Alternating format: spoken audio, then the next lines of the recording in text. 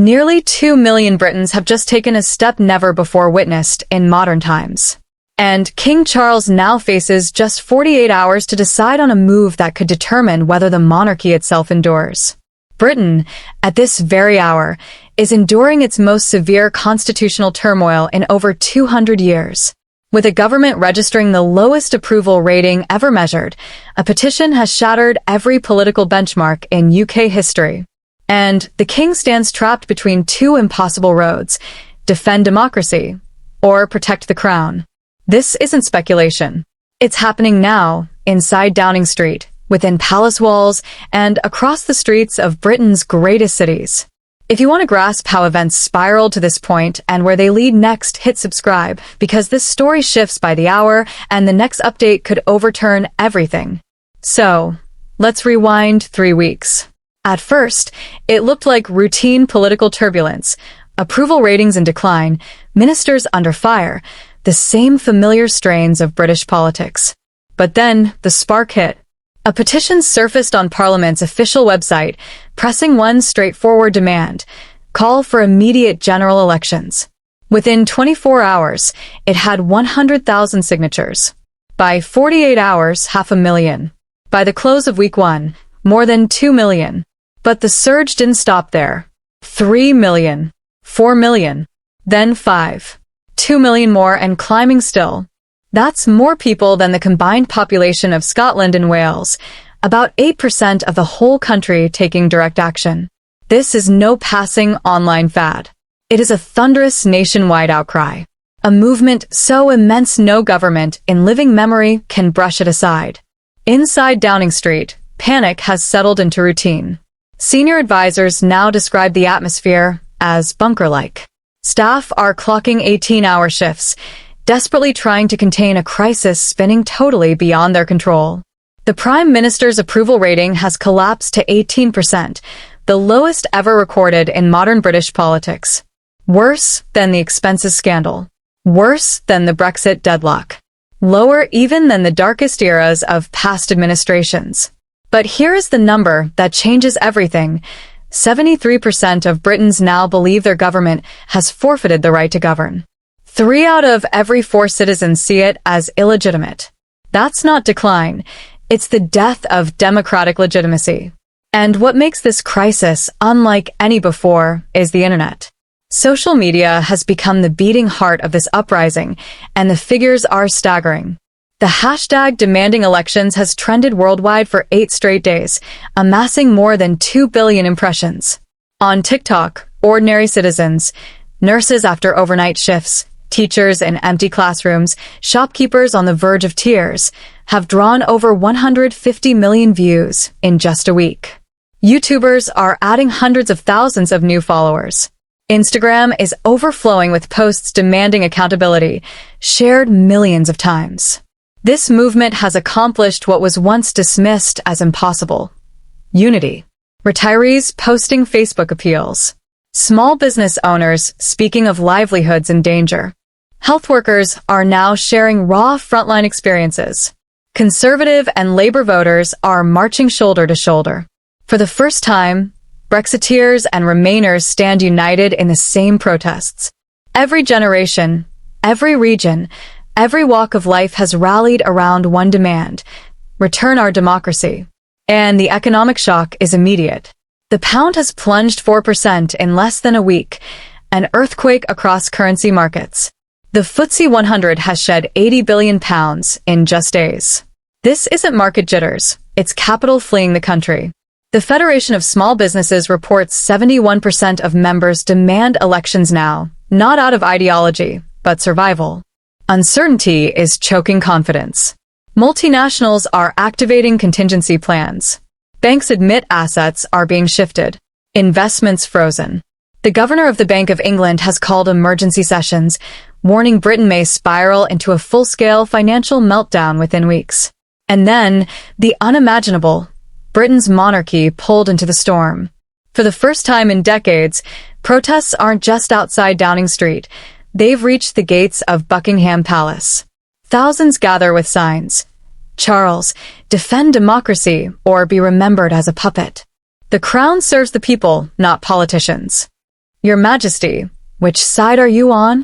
These images are flooding global media, splashed across international front pages. The damage is staggering. King Charles's approval rating has slipped below 50% for the first time since his coronation, a seismic blow. For the monarchy, public support is oxygen. Without it, the institution cannot survive. Now Charles stands at an impossible crossroads. If he dissolves parliament and calls for elections, critics will brand him the monarch who staged a coup, shattering 300 years of tradition. Parliament could accuse him of treason. Allies abroad may question Britain's democracy. But if he stays silent while a government with just 18% support clings to power, the risk is even worse. History may remember him as the king who watched democracy collapse and did nothing. Protesters already call him complicit. The monarchy faces its gravest peril since the English Civil War. Even constitutional scholars are divided. No one truly knows what powers the king can exercise here. The last monarch to intervene was William IV in 1834, nearly 2 centuries ago. We are in uncharted waters. Behind palace doors, Charles is conferring with senior minds, legal scholars, former prime ministers. Reports claim he has spoken privately with Lord Butler, Sir John Major, and Tony Blair. All agree, this is Britain's greatest constitutional crisis in modern history. Even within the palace, unity is cracking. Younger advisors insist neutrality in the face of democratic collapse is death for the monarchy. Without democracy, there is no crown. But traditionalists argue the crown only survives by staying above politics. One wrong move could erase 1,000 years of continuity. And while the palace hesitates, international pressure mounts. German leaders, European allies, and global institutions are watching every step. Reports suggest German Chancellor Olaf Scholz phoned King Charles directly. Emmanuel Macron has postponed a state visit, diplomatic language for, "We don't know who is actually in charge." From Washington, the White House has issued a sharp reminder about democratic accountability. NATO leaders are demanding briefings, openly worried about instability inside Europe's second-largest military power. And here lies Westminster's greatest fear. MPs are preparing for a no-confidence vote. The government will almost certainly lose. In normal times, that would mean resignation and elections. But rumors swirl that the Prime Minister may refuse to step down, claiming the crisis is manufactured. If that happens, Britain plunges into chaos not seen since the 17th century. Parliament and government at war, the nation deadlocked, and King Charles dragged into the breach. He would have no choice but to dismiss the Prime Minister or stand by as the system collapses. Meanwhile, protests swell every single day. London, Manchester, Birmingham, Leeds, Cardiff, Glasgow, Belfast, city after city filled with citizens. Families pushing strollers. Veterans marching beside students. Police stretch thin. Intelligence officials warn extremists could exploit the unrest. One violent spark, and the crisis could escalate into something far darker. Protest organizers are already planning Democracy Day, a nationwide strike. Teachers, nurses, transport workers, civil servants, millions ready to walk out in unison. Economists warn it could cost £15 billion in a single day, the sharpest economic shock since 2008. Inside Buckingham Palace, Charles reportedly spends hours in solitude. The weight of the decision presses on him. Drafts of a national broadcast are already prepared, several versions, each one outlining a different path. But nobody knows which he will choose. Will he endorse new elections, overriding his government? Will he call for compromise? Or will he attempt a middle road that satisfies no one? At this point, the debate is bigger than politics. It's about whether centuries-old institutions can withstand the pressures of digital democracy, whether a monarchy has meaning when democracy itself is at stake, whether the bond between people and crown can survive the storm. Charles has spent a lifetime preparing for the throne, but no training could prepare him for this. His decision will echo for generations. It will decide whether future monarchs see themselves as guardians of democracy or relics of a past age. Britain now stands at the edge of its greatest transformation since World War II. A government stripped of legitimacy. a people united in one deafening demand, and a king at the center, forced to choose between decisions that could either preserve or destroy everything he has inherited. The world is watching. Markets are watching. History is watching. And in the next 48 hours, Britain's future will be sealed. So I'll ask you, what should King Charles do? Should he dissolve Parliament and call elections, breaking centuries of royal convention? Should he stay silent, preserving neutrality while legitimacy crumbles? Or is there another path, an overlooked solution that could rescue both democracy and the crown? Share your thoughts in the comments below. And if you want to witness the next chapter the very moment it breaks, make sure you subscribe with notifications on, because the next 48 hours could reshape British history forever. The stakes could not be higher.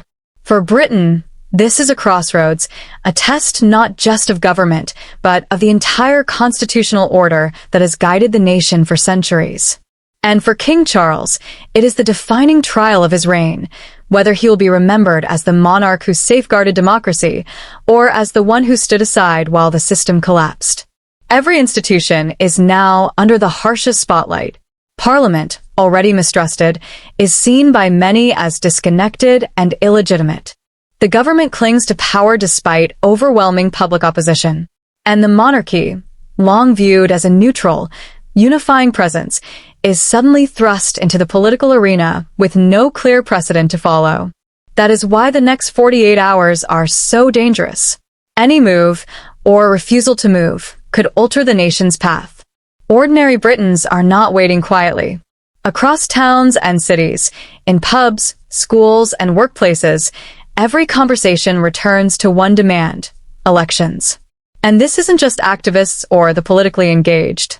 Pensioners, parents, apprentices, professionals, all united in one voice. That breadth is what makes this moment unlike any other.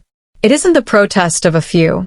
It is the outcry of the many, cutting across divisions that have shaped British politics for a generation. Globally, Britain's reputation is on the line.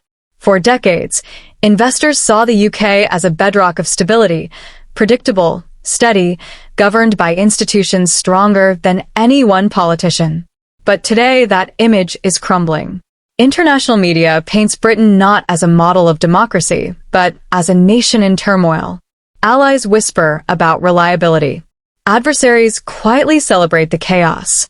Every hour of hesitation deepens the impression that the UK is losing control of its own story. Inside Buckingham Palace, aides are said to be scrutinizing every word, every gesture, every signal, because in a crisis like this, silence can be as loud as speech. Charles knows the truth. Once he acts, there is no undoing it. And once he speaks, his words will be carved into history. This is history unfolding in real time. Britain's institutions are under their greatest strain in modern memory. The people demand their voice. The government fights for survival. And at the very center stands the king, forced to make a choice that could change the nation forever. And so the question remains, what path will Charles take?